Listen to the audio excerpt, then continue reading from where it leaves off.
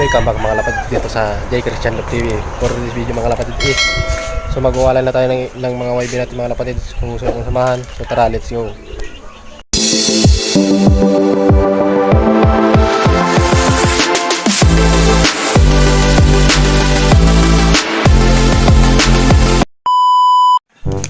So yun mga lapatid, so magwawala na tayo ng mga YB natin mga lapatid.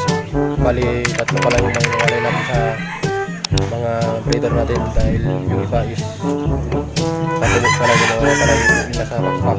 So bali tatlo pa lang yung mga hahango natin YB natin mga lapatid. So yung anak ng pula at yung Taiwan natin, so yung anak ng Taiwan natin. So ito hahanguin na natin to and dahil pwede na. So yung mga breeders natin dito, so inalis ko na rin. So mga lipas inakain na yung mga nandito, pira lang ito yung puti na yan. So breeder din natin yan, kaso hindi natin siya may breed dahil wala siyang pares. So dito na natin muna ilagay yung ibon natin pagsamantala dahil wala pa tayong bagong loft, so di pa nagagawa. So dito ko muna siguro ilalagay yung mga panglaro natin sa stock, ginawa kong stock loop.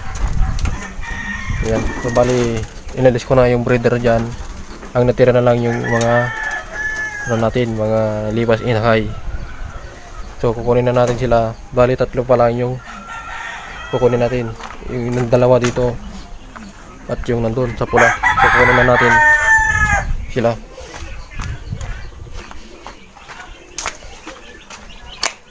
Yan yung mga bago pala natin talaga dito mga lapatid, mga sisiw ng Texas at saka Rhode Island, pinaghalo ko na mga lapatid. Ito yung ano natin, ang binili natin mga itlog noon na pinapisa natin na Rhode Island. Yan, malalaki na.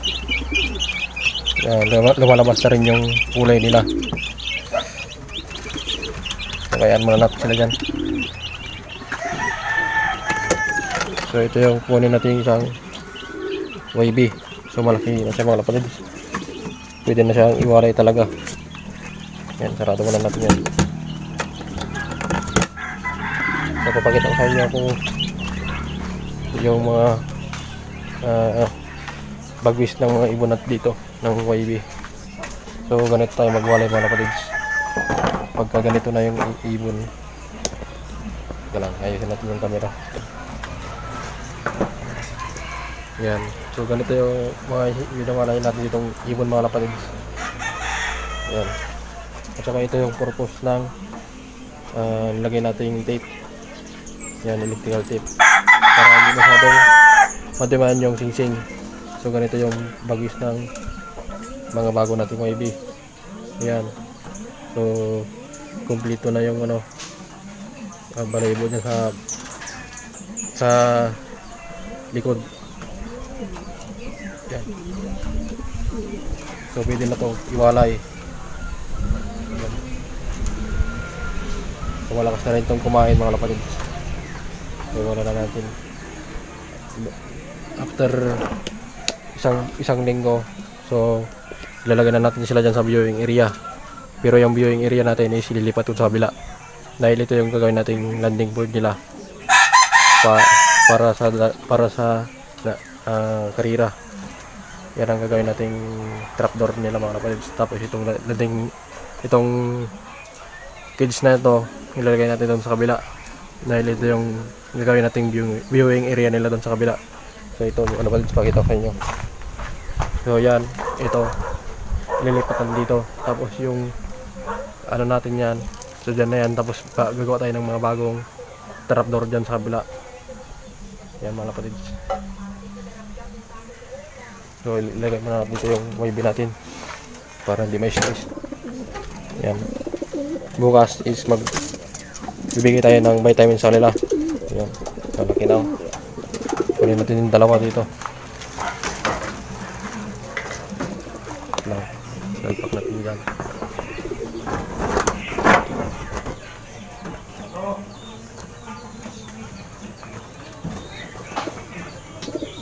So So ito na yung mga bago nating, ito na yung anak ng Taiwan natin mga kapatid.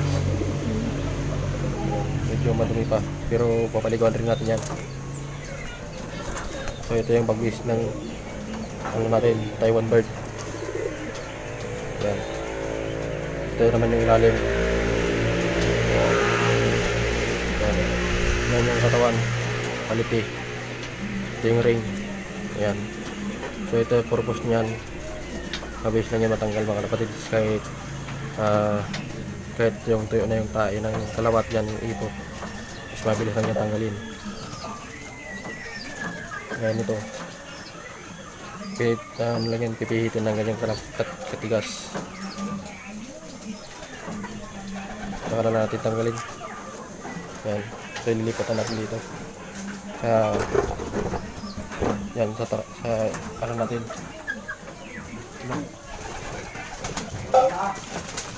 Ito na yung bago nilang tahanan ngayon na lang. Ito yung kapatid niya.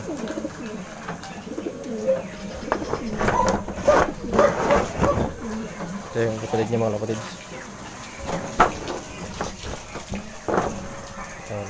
Ito yung kapatid niya mga kapatid.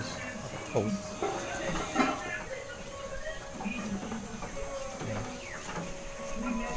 Medyo madumi pa yung pakpak. Yan. Ito lang. Yan yung malaybo. Yan. Ito yung quality. Ano niya. Yan. Ito yung ibo natin. Dalawang pure Taiwan. Ay anak ng pure Taiwan. Yan. Yan na yung YB natin. Tatlo pa lang. So ito naman yung may surod natin. Yan.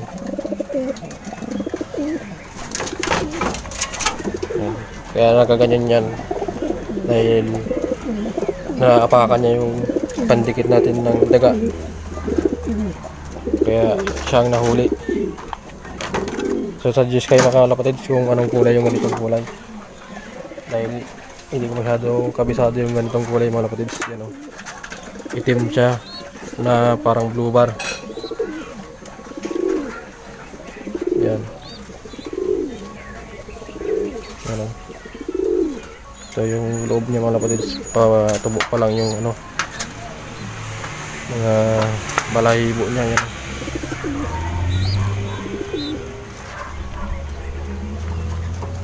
Anak ni ano yan, ito si Boy Tapang. So ito naman yung susunod nating kukunin, baka 2 linggo pa ito, dahil yung balahibo nito is hindi pa ano eh. Ito, pakita ko. Ito siya ating camera. Yan. Ito yung bagwis niya mga kapatid. Ito yung loob ng bagwis niya. Yan o, patubo pa lang. Yan. So ganun din yung kapatid niya.